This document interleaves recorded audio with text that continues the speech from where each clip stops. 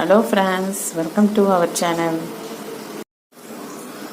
வல்லாரக்கீரையை நல்லா கழுவிட்டு பொடியாக நறுக்கி எடுத்துக்கலாம். தேவையான அளவு எடுத்து கழுவி வச்சுருக்கேன். இப்போ நறுக்கிடலாம். இலையை மட்டும் பொடியாக நறுக்கிக்கலாம். எண்ணெய் காஞ்சிடுச்சு, கடுகு போட்டிருக்கேன். கொஞ்சம் உளுத்தம்பருப்பு போடுறேன். பொடியாக நறுக்கின சின்ன வெங்காயத்தை போட்டுடலாம்.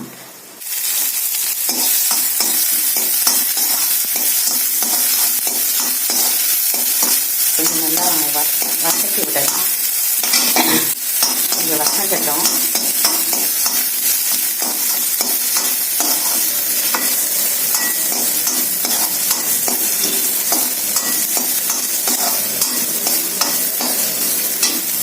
கீரையை பொடியாக நறுக்கி எடுத்து வச்சிருக்கேன்.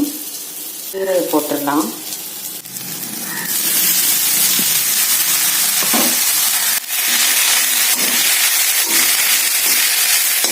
கொஞ்சம் நல்லா ஒரு நிமிஷம் நல்லா பரட்டி விடணும்.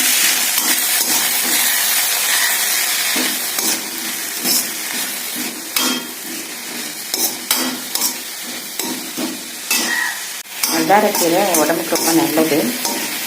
எனக்கு கிடைக்கும் போது இந்த மாதிரி பொரியல் செஞ்சு சாப்பிட்லாம், இல்லை சூப்பு செஞ்சு சாப்பிட்லாம்.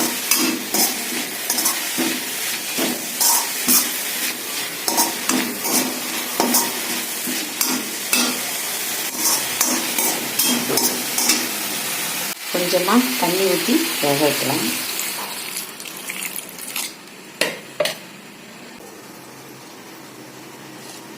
கொஞ்சம் உப்பு ஆட் பண்ணுறேன். ஒரு மூடி போட்டு கொஞ்ச நேரம் ஒரு 2 நிமிஷம் வேக வைக்கலாம்.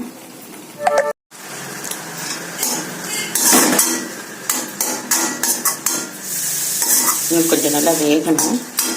தண்ணி பத்தலைன்னா கொஞ்சம் தண்ணி ஆட் பண்ணிக்கலாம்.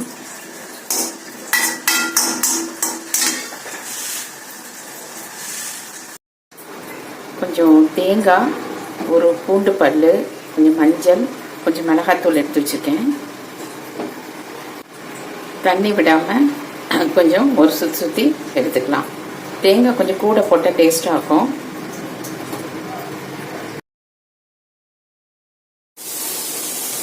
தேங்காயை ஒரு சுற்றி எடுத்து வச்சுருக்கேன். இதையும் போட்டுடலாம்.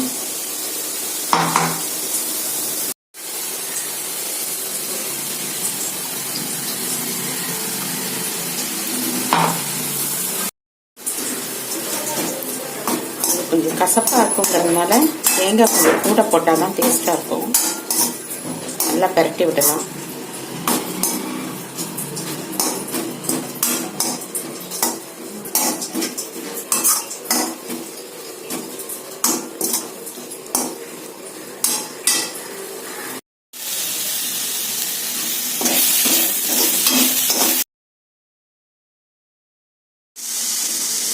வல்லாரக்கீரை பொரியல் ரெடி ஆயிடுச்சு.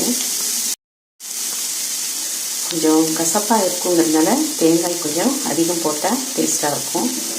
நீங்களும் ட்ரை பண்ணி பாருங்கள். உங்களுக்கும் பிடிச்சிருந்தா லைக் பண்ணுங்கள், ஷேர் பண்ணுங்கள், கமெண்ட் பண்ணுங்கள். தேங்க்யூ.